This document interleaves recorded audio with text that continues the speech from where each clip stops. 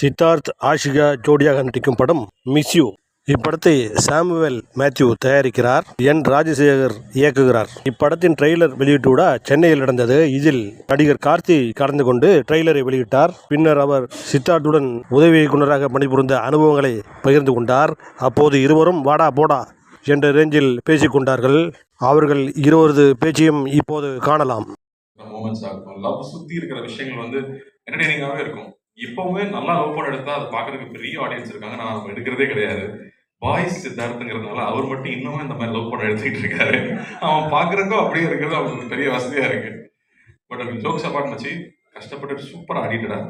ஆனா நீ வந்து உள்வரன்ல பண்ற மாதிரி வந்து இந்த கேமரா பண்ணி இருக்கிற ஜோக்கெல்லாம் ஃப்ரெண்ட்லியே வச்சிருக்கீங்க. ரொம்ப நாளுக்கு அப்புறம் ஆடினா பசங்க வந்து இந்த செல்ஃப் மார்க்கெட்டிங் ரொம்ப என்ஜாய் பண்றாங்க. ஐ திங்க் அதை வந்து கரோனா டெலிவரி வேற சொல்லவே வேண்டாம். பட் அதை தாண்டி ட்ரில்லராக ரொம்ப நாளாக இருந்துச்சு. ஜிப்ரானுடைய சாங் சூப்பராக இருந்துச்சுங்க. ரொம்ப என்ஜாய் பண்ணி பார்த்தேன் நான். தினேஷ் மாஸ்டர் கூட எனக்கு ரொம்ப நல்லா இருந்துச்சு. அண்ட் ட்ரெய்லரில் இருக்கிற மூமெண்ட்ஸ், அதில் இருக்கிற டயலாக்ஸ் எல்லாம் மறுபடியும் நம்ம ரெட்ரோவாக நம்ம காலேஜ் படிக்கும்போது என்ன மாதிரி ஃபிலிம்ஸ் என்ஜாய் பண்ணுமோ அந்த சிம்பிளிசிட்டியோட, அதே சமயத்தில் டெஃபினட்டாக உள்ள ஏதோ ஒரு விஷயம் இருக்குன்னு தெரியுது. அவன் சும்மா ஒத்துக்க மாட்டான். ஸோ டெஃபினட்டாக அங்கே நல்லா இருக்குது அப்படின்னு நான் நம்புறேன். இந்த படம் பெரிய வெற்றி பண்ணணும்னு நான் ஆண்டவனையும் வேண்டிக்கிறேன், வாழ்த்துறேன். இந்த குழுவினருக்கு, என்னுடைய முக்கியமாக ப்ரொடியூசர்ஸ்க்கு இதே கல்லா கட்டணும் அப்படின்னு நான் வேண்டிக்கிறேன். அண்ட் படத்தில் ஒர்க் பண்ண மக்கள், ஆஷிகா வாங்க ஷூட்டிங் போனோம். இப்போ அடுத்த ஷூட்டிங் போனோம். சர்தார் 2ல ஒர்க் பண்ணிட்டு இருக்காங்க. சச் அ எனர்ஜெட்டிக் ஆக்டர், பயங்கர ஈகர் டு ஆக்ட். ஒரு சின்ன ஊர்லேருந்து வந்திருக்காங்க.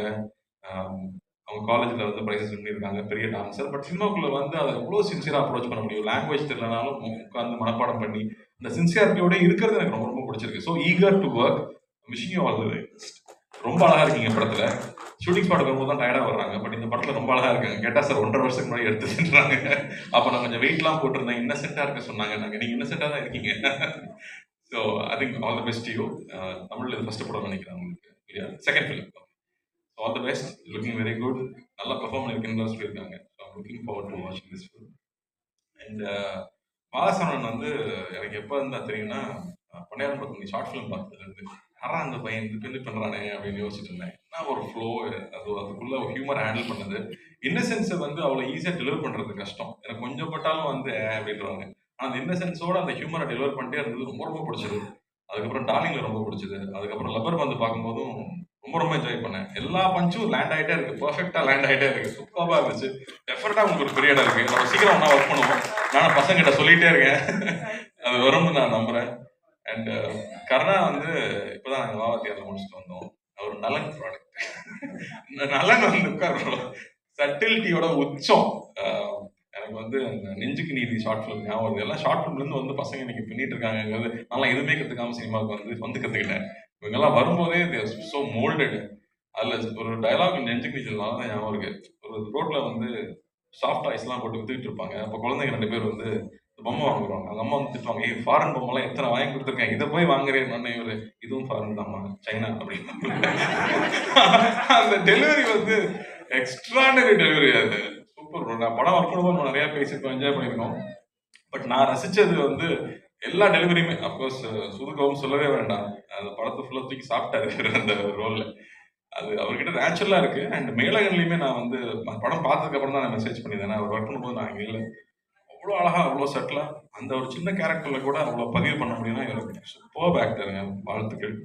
அண்ட் ஜிப்ரான் நம்ம தியேட்டர் பண்ணியிருக்கோம், சீக்கிரமாக திரும்ப பண்ணுவோம். But I know that you will do the best for the film you make. I know you will make sure that it's engaging throughout. இங்கே லவ்னா லவ் எங்கே தேவையோ, த்ரில் எங்கே தேவையோ, ஸ்க்ரீன் பிளேக்கு என்ன மூமெண்ட் தேவையோ டெஃபினட்டாக நீங்கள் பண்ணுவீங்க, எனக்கு தெரியும். So looking forward to this one. And டைரக்டருக்கு பெரிய வாழ்த்துக்கள். உங்களுக்கு இது 3வது படம் நினைக்கிறீங்க, 3வது படம். ஸோ பெரிய வெற்றி பெறணும், பெரிய வெற்றி பெறணும். உங்கள் ஃப்ரெண்டே உங்கள் ரைட்டர்ஸாக இருக்காங்க, எல்லாருக்கும் ஆல் த வெரி பெஸ்ட். ருல்சபா அண்ணா சாருக்கு வணக்கம். தேங்க்யூ. நாங்கள்லாம் காலேஜ் படிக்கும் போது, யூஎஸில் படிக்கும்போது ரொம்ப வெறுத்து போயிட்டு உங்களுக்கு தான் போட்டு பார்த்து என்ஜாய் பண்ணிட்டு இருக்கோம். அதெல்லாம் திரும்ப வீட்டுக்கு கூப்பிட்டு வரோம், திரும்ப நம்ம ஸ்ட்ரீட்டுக்கு கூப்பிட்டு வரோம். So thank you for entertaining us and all the very best. So happy to be here. Siddharth, it will be a big success.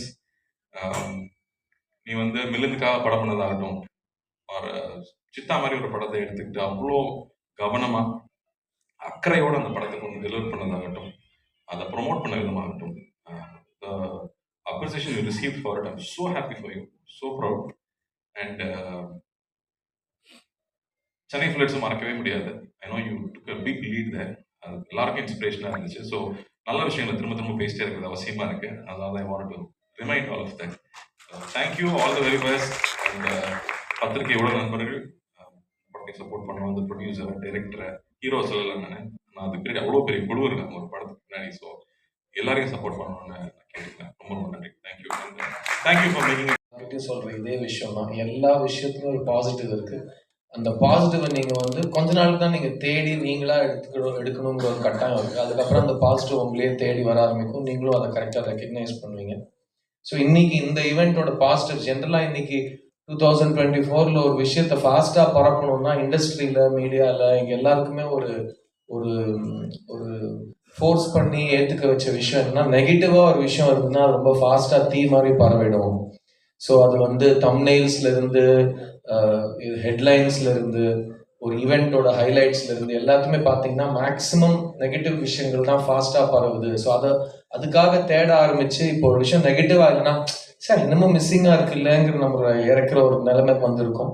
So நம்ம பாசிட்டிவை தேடி போவோம். ஸோ ஃபர்ஸ்ட் அண்ட் ஃபார்மோஸ்ட் இங்கே எங்களுக்காக வந்த மீடியா நண்பர்கள் எல்லாரும் டைமுக்கு வந்தாங்க, நாங்களும் டைமுக்கு வந்தோம். ஃபங்க்ஷன் டைமுக்கு ஸ்டார்ட் ஆகி டைமுக்கு நடந்து டைமுக்கு முடிய போகுது. அது ஒரு பாசிட்டிவ் விஷயம். ஸோ எல்லாருக்கும் ரொம்ப ரொம்ப நன்றி.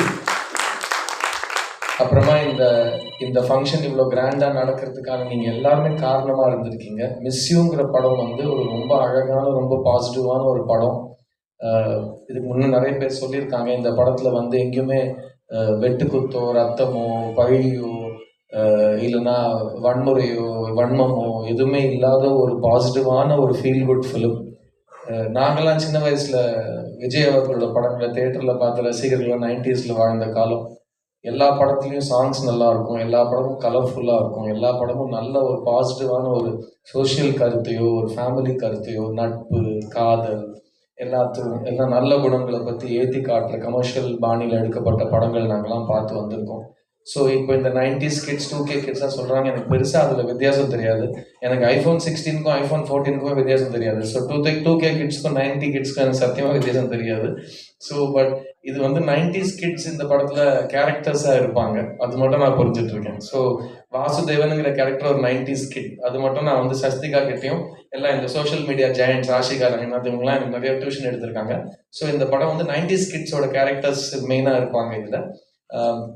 அண்ட் இந்த படம் வந்து ராஜசேகர் சார் ஃபர்ஸ்ட் என்கிட்ட கதை சொல்கிறப்போ நான் கேட்டேன், என்ன கதை சொல்ல போகிறீங்க? லவ் ஸ்டோரி சொல்ல போகிறீங்க. எனக்கு லவ் ஸ்டோரி வேண்டாங்க, நான் 10 வருஷமாக அந்த பக்கமே தலை வச்சு படுக்கல. ஏன்னா ஏன்னு கேட்டால், இல்லை சார் லவ் ஸ்டோரி பண்ணால் அது வந்து தெலுங்கில் அது பண்ணி வேறு எந்த படமும் வராமல் எந்த படத்தை எடுத்தாலும் லவ் ஸ்டோரி தான் வந்துச்சு எனக்கு. ஸோ இந்த பையனால் இது மட்டும்தான் பண்ண முடியும்னு என்ன ஒரு நெருக்கடி பண்ணிட்டாங்க. அதுலேருந்து நான் லெட்டர் எழுதாமல் ஓடினவன் தான். இது வரைக்கும் திரும்ப காதலுக்கு பக்கமே வரல. காதல் சொதப்போது இப்படி தான் என்னோட out and out romantic comedy படம். அது நான் ஃபஸ்ட்டு தயாரித்த படங்கிறதுனால அதுக்கப்புறம் பண்ணலை. ஸோ நான் கதை சொல்லுங்கள் சார், மோஸ்ட்டாக நான் நோ தான் சொல்லுவேன் அப்படின்னு சொல்லிட்டு கதை கேட்டேன். அவர் கதை ஆரம்பிக்கிறப்போ, உங்களுக்கு உலகத்திலே பிடிக்காத ஒரு பொண்ணுக்கிட்ட நீங்கள் லவ் சொல்ல போகிறீங்க அப்படின்னாரு. உலகத்திலே பிடிக்காத பொண்ணுக்கு ஏன் லவ் சொல்ல போகிறேன்னு கேட்டேன். அங்கேருந்து தான் நரேஷன் ஸ்டார்ட் ஆச்சு. ஸோ கதை கேட்டதுக்கப்புறம் நான் அவர்கிட்ட சொன்னேன், ராஜசேகர் சார் இந்த படம் நல்லா இருக்குது, ஆனால் எனக்கு ஒரு சத்தியம் பண்ணி கொடுங்க, நீங்களும் நானும் பார்க்காத ஒரு படமாக நம்ம எடுப்போம். பிகாஸ் ஏற்கனவே அரைச்ச மாவை திரும்ப அரைக்கிறதுக்கு நானும் தேவையில்லை, நீங்களும் தேவையில்லை. அதுக்கு இயற்கையாக வேறு ஆளுங்களை தேடிப்போம், நம்ம ஏதாவது புதுசாக பண்ணுவோம். ஸோ இதை வந்து நீங்கள் நானும் பார்க்காத ஒரு படமாக எடுப்போம். அப்போ தான் வந்து இந்த காலத்து பசங்க கிரிஞ்சுலாம் சொல்லாமல் இருப்பாங்க. பிகாஸ் அவங்களுக்கு கொஞ்சம் பழைய வாடை வந்தோடனே கிரிஞ்சுன்றாங்க, எல்லாத்துக்கும் கிரிஞ்சுன்றாங்க. பட் இது ஒரு பிரத்யேகமாக இந்த ஒரு விஷயத்துக்கு சொல்கிறாங்கன்னு நான் கொஞ்சம் ரிசர்ச் ஆராய்ச்சிலாம் பண்ணி கண்டுபிடிச்சேன். ஸோ நீங்களும் நானும் பார்க்காத ஒரு படமாக பண்ணுவோம் ராஜசேகர் அப்படின்னு சொல்கிறப்போ இந்த ஜேர்னி ஸ்டார்ட் ஆச்சு. அங்கே தான் வந்து சாம் மேத்யூ எங்கள் வாழ்க்கை கூட வந்தார். சாம் மேத்யூவை நான் மீட் பண்ணுறதுக்கு முக்கியமான காரணம், அவருக்கு ஒரு கேர் ஆஃப் அட்ரஸ் என்னன்னு கேட்டேன். அவங்க மௌனிகாவோட ஹஸ்பண்ட் நாங்கள். அப்படியே அவங்க ரொம்ப நல்லவங்க, கண்டிப்பாக ஒரு நல்லவராக இருப்பார் அப்படின்னு எனக்கு ஒரு தைரியம் வந்துச்சு. ஸோ அப்படி தான் அவரை மீட் பண்ணுறது நடந்துச்சு. அண்ட் பார்க்குறதுக்கு என்னமோ ஒரு பிராண்ட் லான்ச்சுக்கு வந்த CEO மாதிரி வந்து பேசிட்டு போயிட்டார் அவர். இது ரொம்ப தேவை சார் சினிமாவுக்கு. ஜென்ரலாக ப்ரொஃபஷனலாக இருக்கிறது, டைமுக்கு விஷயங்களை ஸ்டார்ட் பண்ணி டைமுக்கு முடிக்கிறது, கரெக்டான நேரத்துக்கு சம்பளத்தை கொடுத்து யாரையுமே வந்து அவங்க டிக்னிட்டியை தோக்கடிச்சு கெஞ்ச வைக்காமல் எல்லாத்துமே ரொம்ப ஃபேராக பண்ணியிருக்கீங்க. அண்ட் ராஜசேகரும் நானும் என்னெல்லாம் இந்த படத்துக்கு கேட்டோமோ எல்லாமே கொடுத்துருக்கீங்க. So thank you so much for supporting a film. மிஸ்யூங்கிற படம் வந்து ட்ரெண்ட் ஃபாலோ பண்ணுற படம் கிடையாதுங்க. இப்போ கடந்த 10 வருஷத்துல இவ்வளோ படம் லவ் ஸ்டோரி வந்து ஜெயிச்சிருக்கு, அதனால நாங்கள் இதில் முதலீடு போட்டு பண்ணுறோங்கிற மாதிரி அவங்க வரல. இது வந்து ஒரு கதையை மட்டும் நம்பி எடுக்கப்பட்ட படம். ஏன்னா கார்த்தி சொன்ன மாதிரி லவ் ஸ்டோரிஸ்க்கு எப்போவுமே ஒரு பயங்கரமான ஒரு ஃபேன் பேஸும் ஒரு டைம்லெஸ்ஸான ஒரு ஃபாலோயிங் இருக்கும். அது எனக்கு தெரியும். பிகாஸ் நான் தெலுங்கு படம் நடிக்கிற காலத்தில் வந்து காலேஜ் பசங்கள்லாம் இப்போ கல்யாணம் ஆகி குழந்தைங்களை காலேஜ் அனுப்புகிற வயசுக்கு வந்திருக்காங்க.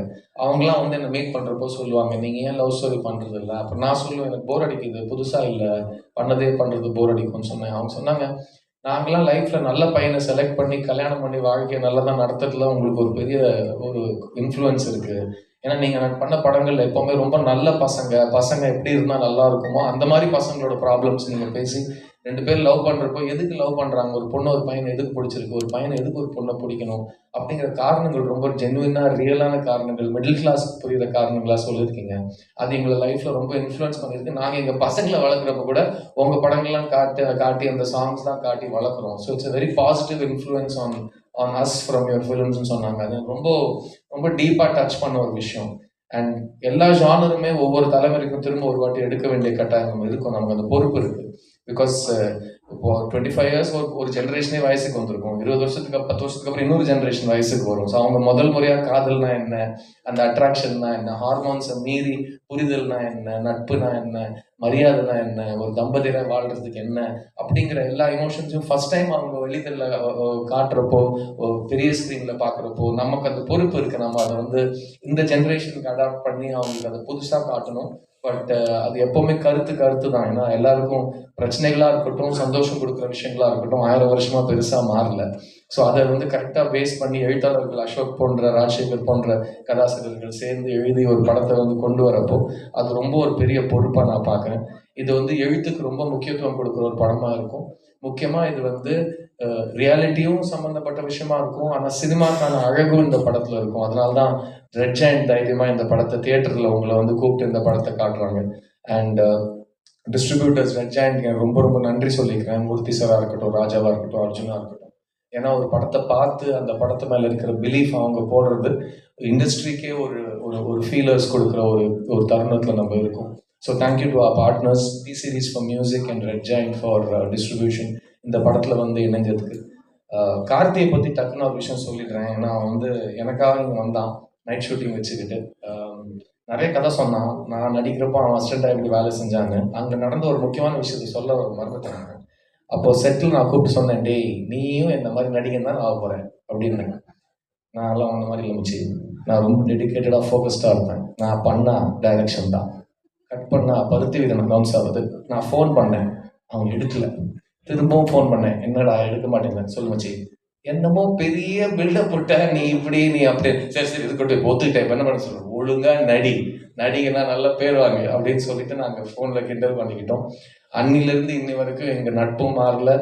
அண்ட் எனக்கு கார்த்தி மேலே இருக்கிற நம்பிக்கை, அவன் மேலே இருக்கிற மரியாதை கொஞ்சம் கூட குறையல. இன்ஃபேக்ட் நான் சமீப காலத்தில் பார்த்த ரொம்ப ரொம்ப ரொம்ப பாசிட்டிவான ஒரு படம் மெய்யழகன். அந்த மாதிரி படத்தை ஒத்துக்கிட்டு அந்த அளவுக்கு நடித்து அந்த படத்தை அப்படி சப்போர்ட் பண்ணி வெளியே கொண்டு வந்தது, அதுவும் ஒரு பெரிய கமர்ஷியல் ஹீரோவாக பேர் எடுத்த என் நண்பன் கார்த்திக்கு ஹேட்ஸ் ஆஃப் அண்ட் சல்யூட். ஏன்னா நான் அவனுக்கு மெசேஜும் போட்டேன், ஃபோன் பண்ணி ரொம்ப நேரம் நான் அழுதுகிட்டே உணர்ச்சியில் கொட்டிக்கிட்டு அவங்ககிட்ட ஃபோனில், டேய் நீ பெரிய நடிகன் ஆகிட்டடான்னு நான் அவங்ககிட்ட சொல்ல, அவன் வந்து அதை ரொம்ப ரசித்து கேட்டுக்கிட்டாப்புல. சொல்லு மச்சி, இன்னும் சொல்லு மச்சி, நான் கேட்குறேன், கேட்டுட்ருக்கேன், சொல்லு மச்சின்றாப்புல. ஸோ அந்த ரொம்ப என்ஜாய் பண்ணி நான் பார்த்த படம். அண்ட் அந்த மெய் அழகனை என் ஃபங்க்ஷனுக்கு நான் கூப்பிடணும், அவன் கையால் இந்த ட்ரெய்லர் லான்ச் ஆகணும். ஏன்னா இன்னும் 6 நாளில் படம் ரிலீஸ் ஆக போகுது. இன்னைக்கு வந்து எப்படி ஒரு படத்தை ஆடியன்ஸ் கிட்ட எடுத்துகிட்டு போவோம்னா, அந்த படத்தில் இருக்கிற வைப், இந்த பசங்க வைப்ன்றாங்கல்ல, அந்த வைப் ஆடியன்ஸ் கிட்ட ரிலீஸ்க்கு முன்னாடி எப்படியாவது கடத்திடணும். மிஸ்யூங்கிறது ஒரு பாசிட்டிவ் படம். என் மெய்யழகன் கார்த்தி ஒரு பயங்கர பாசிட்டிவானவன்.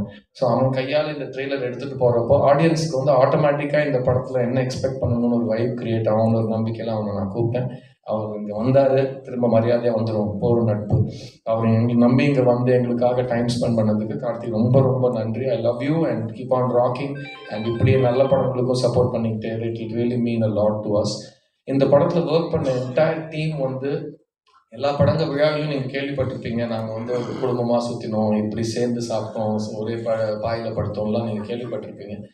இந்த படத்தில் நிஜமாவே அது செட்டில் ஒரு கலகலப்பான ஒரு செட்டுனா, நான் ஏன் இந்த கலகலப்பான செட்டு நான் இவ்வளோ பிரத்யேகமாக நான் சொல்கிறேன்னா, சித்தாங்கிற ஒரு படம் நான் எடுத்து முடித்து ரிலீஸ் பண்ணி உங்களோட தயவோட ஆடியன்ஸோட நம்பிக்கையோடு அது என் கரியர்லேயே ஒரு மறக்க முடியாத ஒரு வெற்றியாக அமைஞ்சது. ஆனால் அந்த படம் எடுக்கிறதுக்கு எனக்கு 2 வருஷம் ஆச்சு. அந்த 2 வருஷம் நான் அந்த கண்டென்ட்டில் இருக்கிற நம்பிக்கை, அந்த படத்தில் இருக்கிற வேல்யூ, அதோட ரெஸ்பான்சிபிலிட்டி அதை உணர்ந்து பயங்கர டார்க் அண்ட் ஹெவியான ஒரு பிளேஸில் இருந்தேன். நான் அடுத்தது கேட்குற படம் ரொம்ப ஜாலியாக இருந்தால் நல்லாயிருக்கும், எல்லாருமே சந்தோஷமாக சிரிச்சுக்கிட்டே, எனக்கு கொஞ்சம் கூட ஒரு ஒரு ஒரு ஹெவி தாட்டே இல்லாமல் ஒரு ஷூட்டிங்க்கு போனால் நல்லாயிருக்கும்னு யோசிக்கிற காலத்தில் இந்த படம் எனக்கு கிடச்சிது.